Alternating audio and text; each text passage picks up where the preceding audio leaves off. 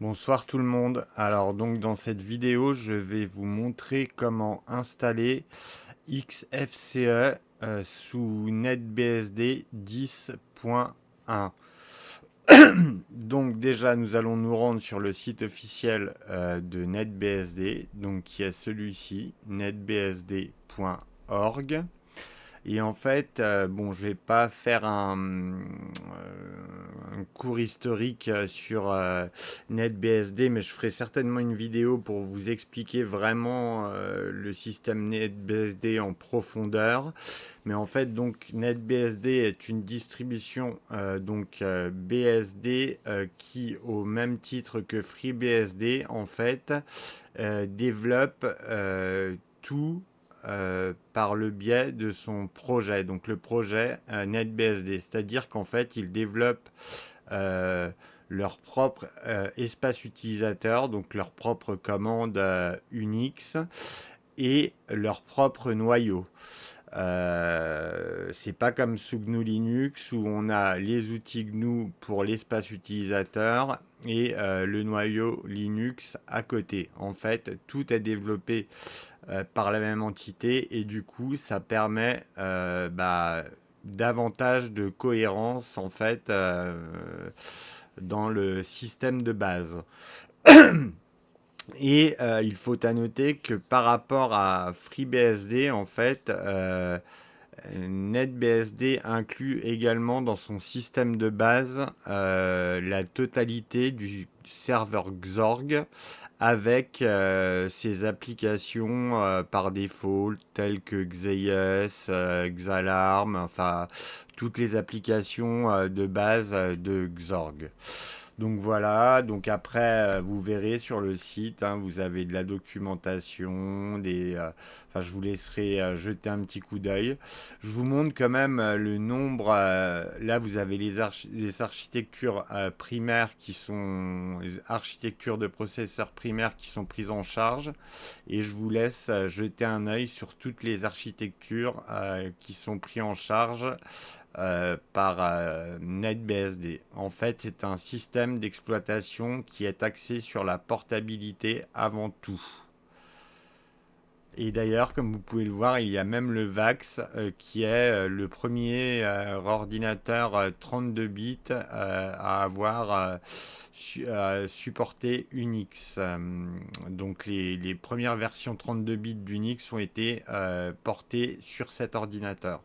Donc c'est pour vous dire, vraiment, c'est un système qui s'installe sur n'importe quelle machine. Et sinon, il y a un autre élément du projet NetBSD qui est PKG Source. En fait, c'est le gestionnaire de paquets donc propre à NetBSD. Mais en fait, PKG Source ayant la même philosophie que le système d'exploitation NetBSD, en fait, c'est également un gestionnaire de paquets très portable et il est disponible sous Linux, Solaris, donc les distributions Illumos, macOS et encore bien d'autres systèmes comme FreeBSD, OpenBSD, DragonflyBSD, Minix3, SCO OpenServer, Unixware, HPUX. Donc c'est un Unix d'HP basé sur SVR4. Donc voilà, donc je vais pas rentrer plus dans les détails. Je ferai une vidéo spécifique à NetBSD une autre fois. Donc nous allons lancer l'hyperviseur VirtualBox et nous allons faire donc un clone d'une installation minimale où j'ai seulement installé le gestionnaire de paquets PKGIN durant le processus d'installation. Donc, cloner. Alors,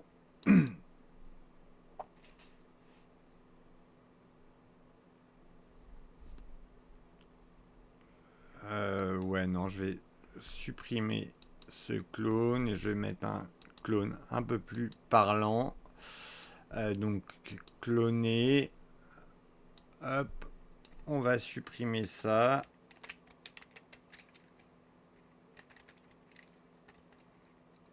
Et voilà. Donc, on va démarrer cette nouvelle machine virtuelle.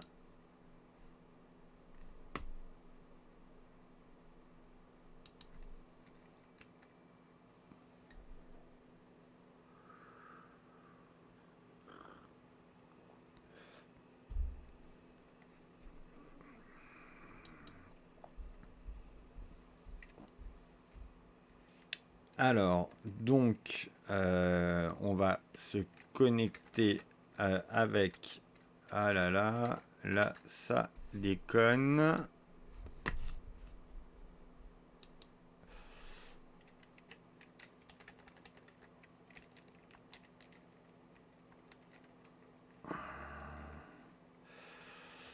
Euh,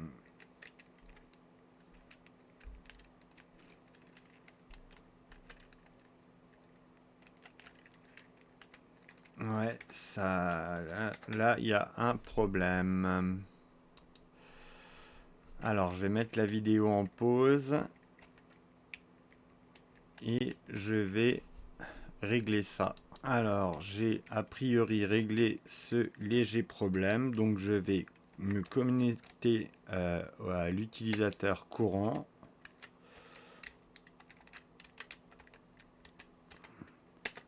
et me connecter en route avec celui-ci. Voilà. Donc, alors déjà, je voulais vous montrer que par rapport au paquet installé, en fait, il n'y a que seulement 2 paquets. Et en fait, tous les paquets que vous installerez manuellement, en fait, se trouvent dans le dossier USR PKG, en fait. Et c'est le seul répertoire, en fait, qui ne fait pas partie de la distribution de base. Sinon, tout le FHS, donc le File Hierarchy System, en fait, de NetBSD fait partie du système de base. Donc voilà, alors le contenu de... je vais vous montrer le contenu donc de USR PKG. En fait, c'est l'équivalent d'USR local sous FreeBSD. Donc voilà, et comme vous pouvez le voir, en fait, dans binaire, vous n'avez que 2 programmes. Donc en fait, PKGIN, qui est le gestionnaire de paquets binaires pour installer des logiciels donc sous NetBSD, et SQLite 3 en fait, qui lui sert pour de base de données en fait, donc qui est une dépendance à PKGIN. Donc en gros, il n'y a que ces logiciels d'installer.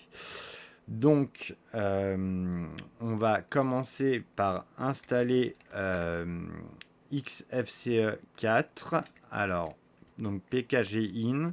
Donc, alors vous pouvez soit taper la commande install entière ou juste taper in les 2 premières lettres. Et donc XFCE 4. Et en plus de ça, on va installer XFCE extra. Voilà. Et là, normalement, ça devrait installer la totalité de PKG de XFCE. Donc, nous pouvons appuyer sur Entrée. Alors, on va mettre la vidéo en pause. Alors, donc, l'installation de XFCE, c'est terminé. Donc, nous allons pouvoir nous déloguer de route. Et ah non, non, en fait, il faut encore que je reste en route. Parce qu'en fait, on ne peut pas directement utiliser XFCE, étant donné que tous les logiciels tiers, en fait, tous les logiciels que l'on installe manuellement, s'installent dans USR PKG. Ben, en fait, les démons en fait, qui permettent, comme des bus, qui permettent de faire tourner en fait l'environnement XFCE sont placés dans le répertoire USR PKG. Donc en fait, on va copier tous les démons qui ont été installés dans le répertoire etc.rc.d, donc cpv, donc usr, pkg, share, exemple, et il me semble que c'est voilà ça. Et comme vous voyez, il y a tous ces démons. Donc on met une petite étoile, etc rc.d, et là voilà, tous les démons sont copiés. Et en fait, tous les démons en fait que vous voulez activer, il faut les ajouter au fichier etc rcconf. Donc comme vous pouvez le voir, alors dbus, donc qui est indispensable, un démon qui est indispensable pour démarrer XFCE, est placé dans le fichier rcconf. Donc cette fois-ci, je peux me déloguer de route et je vais lancer XFCE.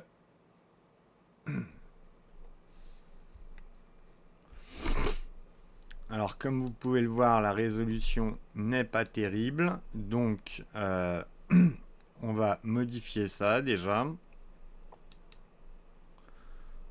Donc alors, bam bam bam, voilà, donc appliquer et conserver cette configuration. Alors donc dans l'immédiat, on va ouvrir donc le terminal. Hop, on va se loguer en route.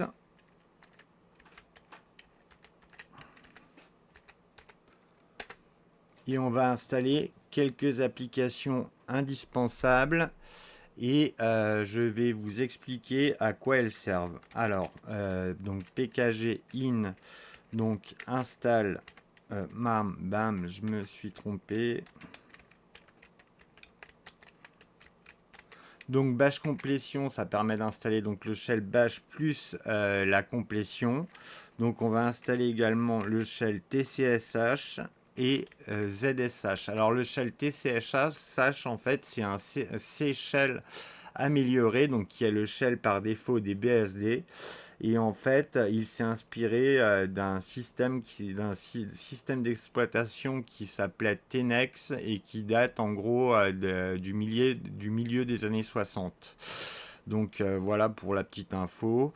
Donc nous allons également installer Color LS. En fait, ça permet d'avoir le LS en couleur.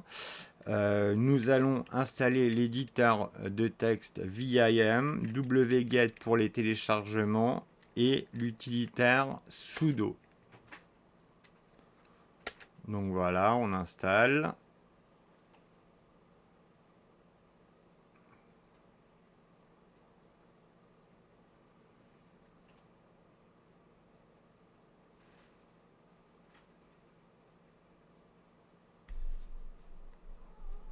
Alors on va mettre... Donc, alors pour activer sudo, en fait, il faut faire comme on le faisait avant sur les distributions GNU Linux, en passant par le fichier sudo earth.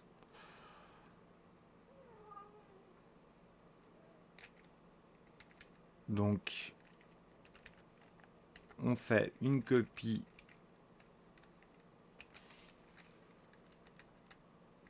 et on rajoute donc notre utilisateur par défaut. Hop. Voilà. Et normalement, en tapant sudo i et en tapant le mot de passe de l'utilisateur, voilà, on a le compte sudo donc d'activer pour l'utilisateur Bisty. Donc voilà. Alors, sinon, En fait, il faut savoir que sous les systèmes BSD en général, donc la plupart des systèmes, enfin tous les systèmes BSD, en fait, il y a le compte donc root par défaut qui est présent sur tous les systèmes, mais il y a également le compte Tor. Et en fait, le compteur, en fait, par exemple, permet d'avoir un shell dans les dépôts, dans les logiciels tiers, en fait, d'activer sur son compte sans passer directement par route. Parce qu'en fait, si vous mettez un shell qui provient du dossier USR PKG comme bash pour route et que vous avez un système cassé, ben en fait, vous n'aurez plus aucun accès à la ligne de commande. Donc, du coup, nous allons modifier le shell du compteur, donc qui est exact, qui est l'équivalent du compte route, mais pour pouvoir installer un shell entre des dépôts des logiciels tiers. Donc, alors, on met USR, PKG, bin et bash. Donc voilà. Donc comme vous pourrez le voir, normalement, voilà. Là, là on a un shell bash. Donc, hop. Non, en fait, je pouvais rester sur Tor. On va retaper la commande VIPW et on va faire de même. Alors sachez que cette commande en fait vous permet donc de changer de shell, mais également vous permettrait de créer un utilisateur sans passer par les front-end user add ou adduser.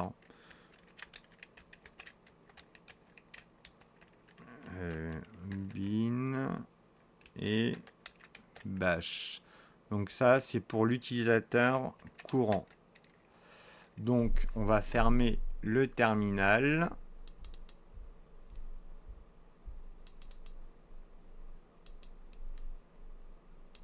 Et on va voir si ça a été pris en compte. Donc non, visiblement pour l'utilisateur, ça n'a pas été pris en compte. Mais bon, c'est pas très grave. On va... Ça sera certainement pris en compte en fait au prochain démarrage.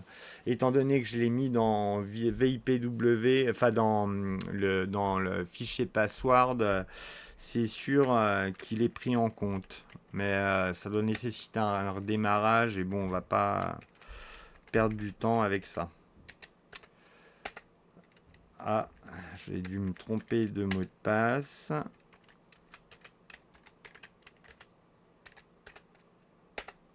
Voilà. Et donc, on se connecte avec l'utilisateur Tor. Voilà. Donc,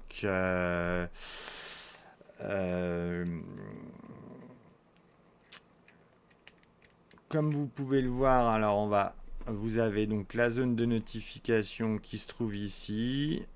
Donc là, c'est pour éteindre. Voilà, vous avez vos bureaux virtuels et vous avez un petit dock en fait qui permet de lancer le terminal, le gestionnaire de fichiers, donc qui est Tunar, le navigateur web.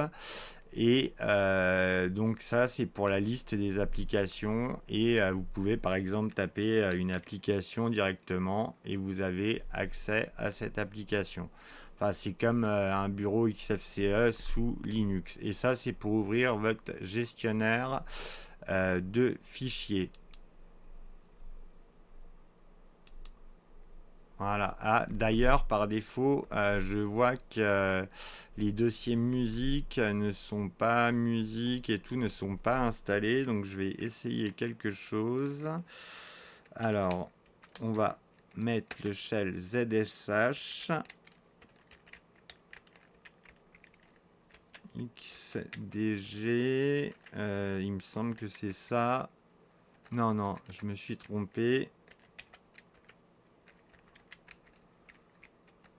Ah bah j'ai refait exactement la même chose. Décidément, voilà. Et donc il faut installer ce paquet.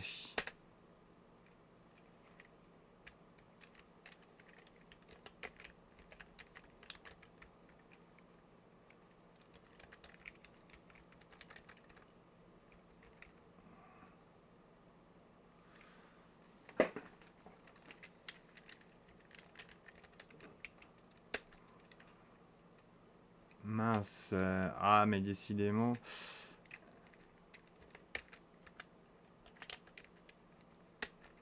Voilà. Et donc, on va regarder. Bon, visiblement, il n'y a toujours pas les dossiers. Bon, c'est pareil, ça devrait nécessiter un reboot. Mais on va pas le faire maintenant.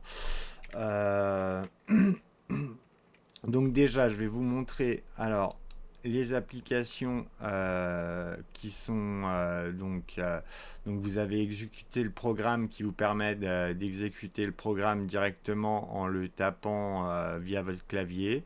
Donc l'émulateur de terminal qui est l'émulateur de terminal de XFCE. Donc gestionnaire de fichiers qui est Tunar, client de messagerie, je ne suis pas sûr qu'il y en ait un d'installé, navigateur web non plus. Étant donné qu'il n'y a pas internet et enfin voilà. Donc on va voir. Donc dans paramètres, donc vous avez ce qui concerne l'accessibilité, donc le handicap en général. Donc affichage, c'est pour la résolution de l'écran et ce genre de choses. Apparence pour changer l'apparence. Et application par défaut, bah, vous pouvez régler donc vos applications par défaut. Et d'ailleurs, là, on peut voir justement s'il y a un navigateur web. Et non, il n'y a pas de navigateur web et de client de messagerie. Donc déjà, on peut installer ça. Alors, euh, déjà, on va regarder ce qu'il y a comme version de Firefox. Donc, on va installer bah,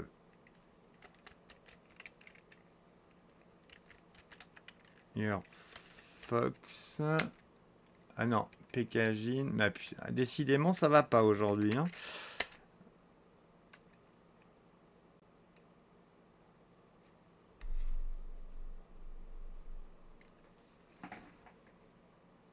Voilà.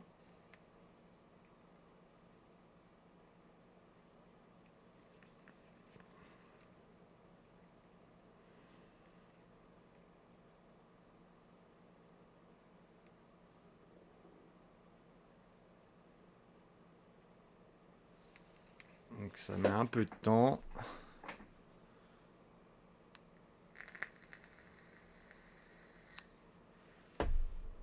Alors pendant ce temps-là, on va continuer de regarder les applications. Donc donc bureau, bah, c'est tout ce qui concerne le bureau. Clavier, c'est pour gérer votre clavier.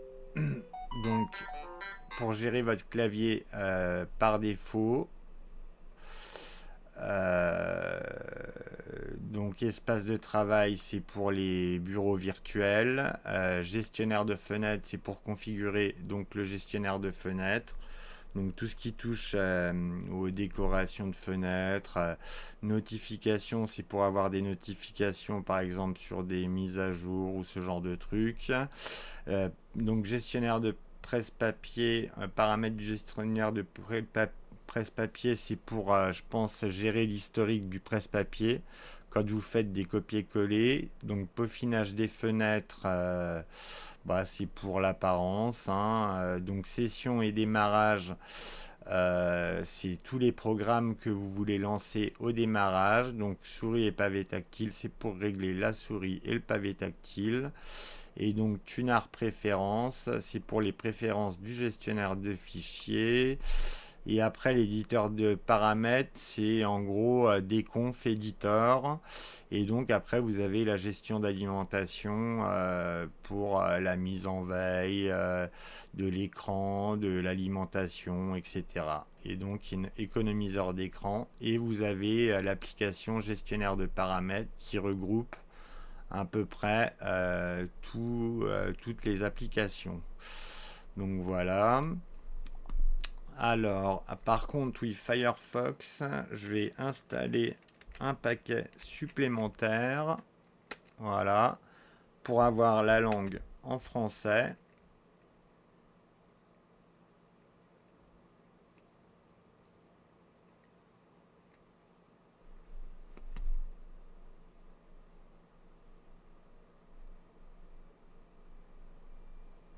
Donc voilà, et on va ouvrir Firefox. Alors donc Internet.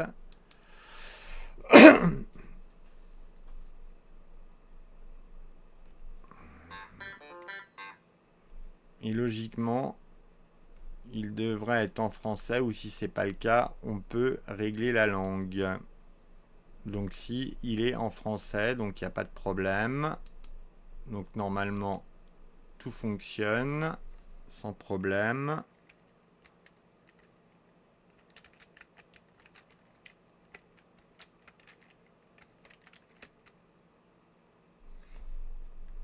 Alors, ouais, il faut... Bam.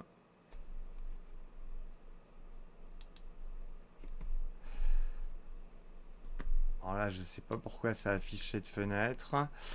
J'aurais dû mettre DuckDuckGo.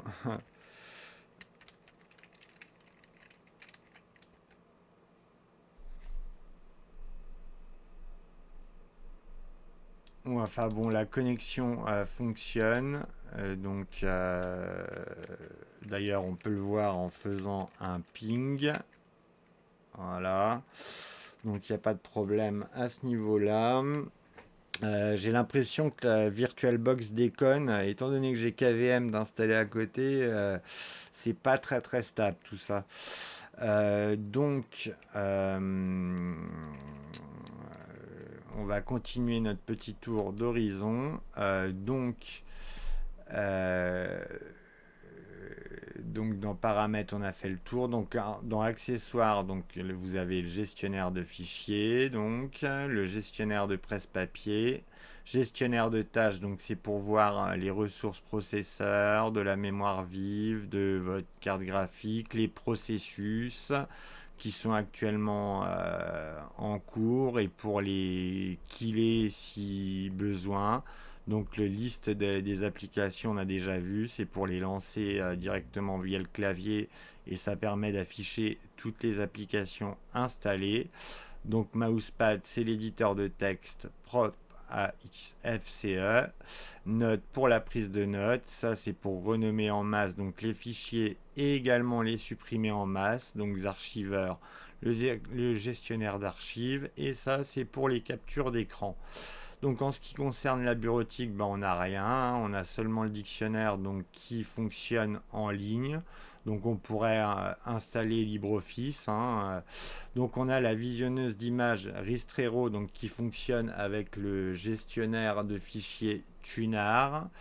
Et donc pour Internet, on a le navigateur Firefox.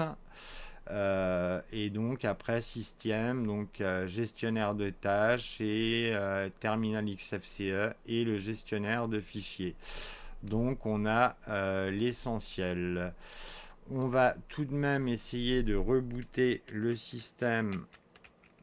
J'espère que ça ne va pas planter, mais pour voir si ça a pris certaines modifications en compte.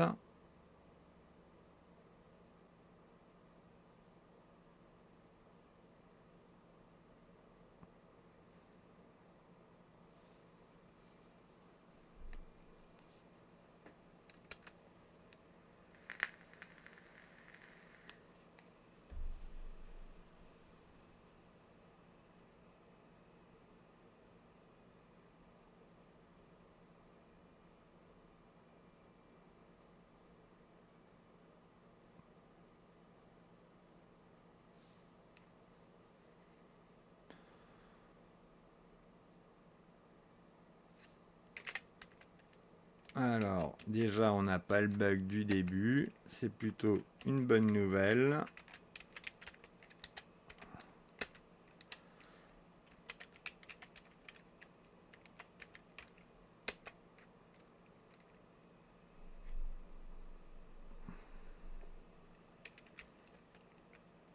Alors, ouais, non, ça, c'est pas... Voilà. Donc là, on a bien le shell bash par défaut pour l'utilisateur courant. Donc comme je vous disais, un petit reboot et ça solutionne le problème.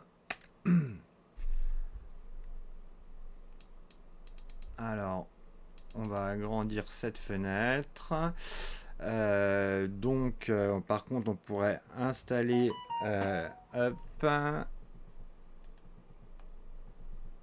2 petites secondes. Voilà, donc on pourrait installer quand même un client de messagerie, donc comme Thunderbird par exemple.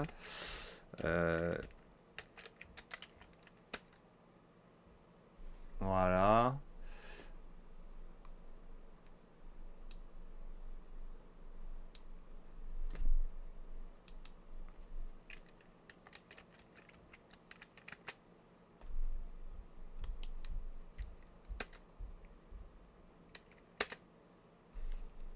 Et donc pour le français,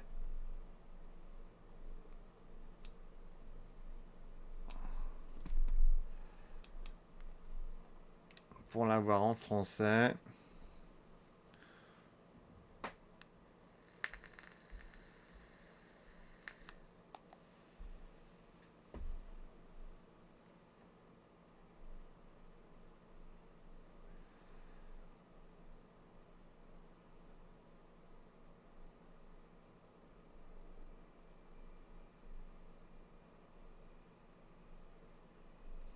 alors donc on va lancer cette commande et pour franciser Thunderbird,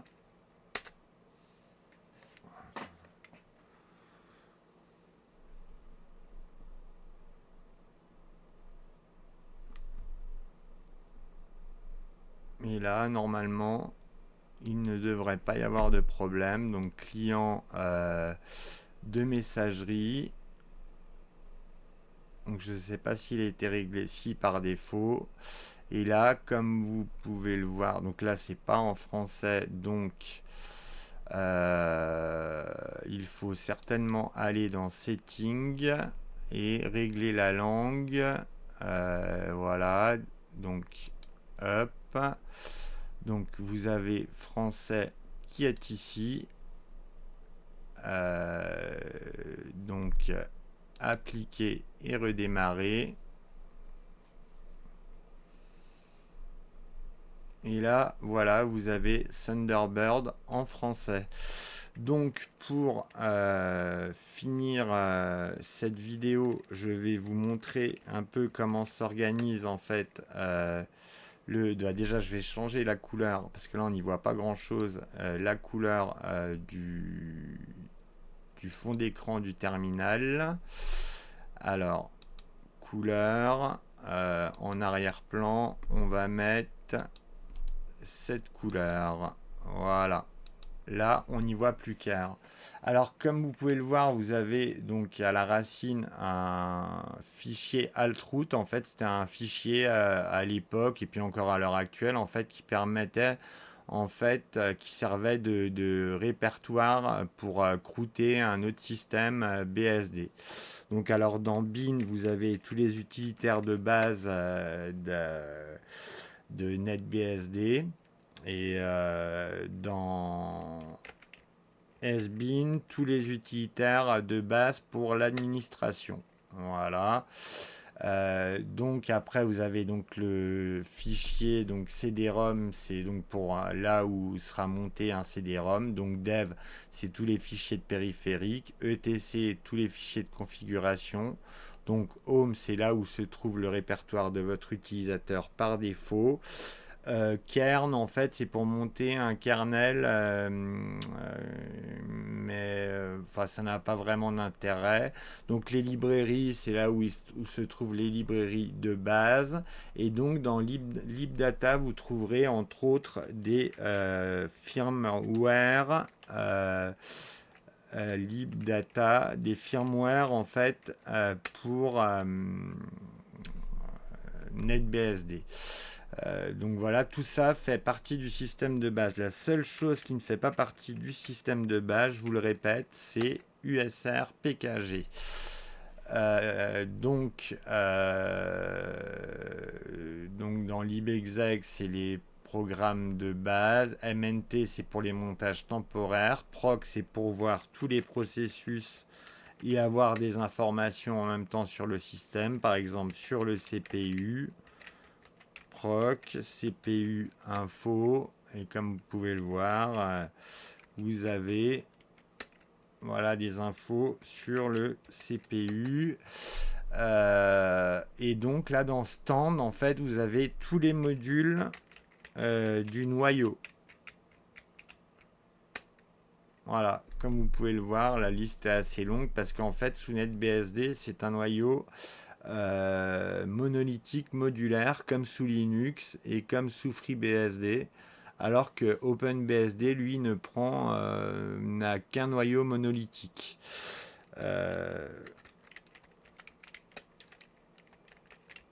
Voilà. Et puis donc après dans LS USR, bah, vous avez en gros donc game c'est bin c'est pour les binaires donc qui sont ça fait partie donc pareil de la distribution NetBSD donc les binaires autres que les binaires de base et pour les binaire administratif dans USR, c'est cela. Voilà. Et donc, comme je vous ai dit, sous NetBSD, en fait, dans la distribution, il y a déjà les jeux, hein, USR Game. Voilà. Et il y a également en fait Xorg qui est préinstallé avec NetBSD. Donc c'est dans le dossier USR X11R7. Et là donc vous avez tous les fichiers bin, include, donc c'est les en-têtes, les fichiers d'en-tête, lib pour les librairies, libexecs, man pour les pages de manuel et share. Donc dans LSR donc bin, vous aurez tous les fichiers en fait qui composent le serveur Xorg. Donc voilà pour ce petit tour sur par rapport au file hiérarchie système. Et en fait dans LSR, USR, lib, exeg, en fait, vous avez tous les démons de base, en fait, tous les petits démons comme HTTPD, donc c'est un petit serveur web. Locat, c'est pour la commande locat, donc l'équivalent de la commande film en beaucoup plus simplissime. RLoginD, en fait, c'est un ancien, c'est comme SSHD, mais sauf que la transmission du mot de passe transite en clair, donc en gros il n'est pas activé par défaut, hein, c'est vraiment si vous devez vous connecter à une vieille station Unix. Donc RSHD c'est lié, c'est un shell qui est lié à RLogin. Et donc vous avez le serveur Telnet, le serveur TFTPD, et normalement d'ailleurs il doit également y avoir le serveur FTPD.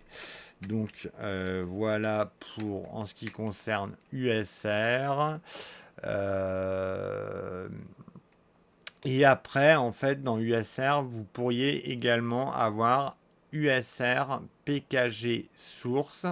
Et là, en fait, dans PKG Source se trouveraient toutes les sources en fait des logiciels portés. Donc des logiciels que vous installiez via PKGin, mais donc du coup que vous installeriez par compilation. Donc je ne l'ai pas installé parce que j'installe tous les logiciels de manière binaire maintenant sous les distributions BSD récentes. Donc voilà pour le petit tour du système de la distribution NetBSD.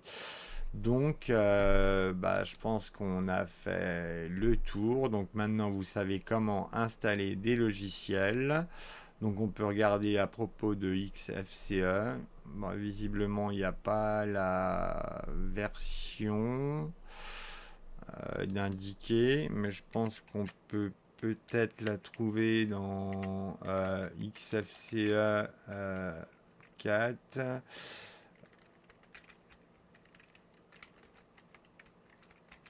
Boot. Ah, mais, non, bah non, ouais, c'est. Hop.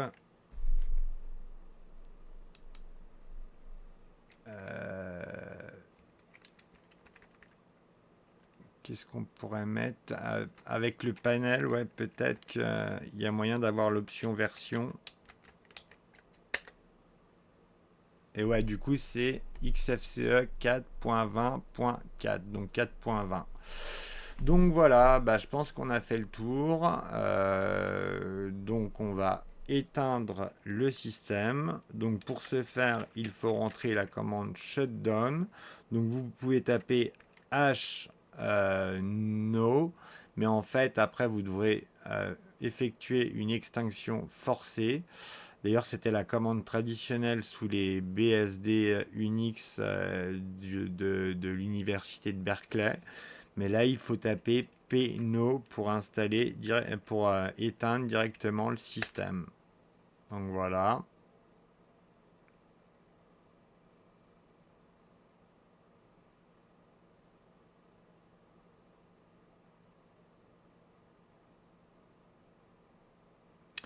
Donc voilà, le système est éteint. Donc voilà, je vous ai vraiment montré les bases de NetBSD. J'espère que cette vidéo vous sera utile. Et sur ce, je vous souhaite une excellente soirée. À très bientôt. Au revoir.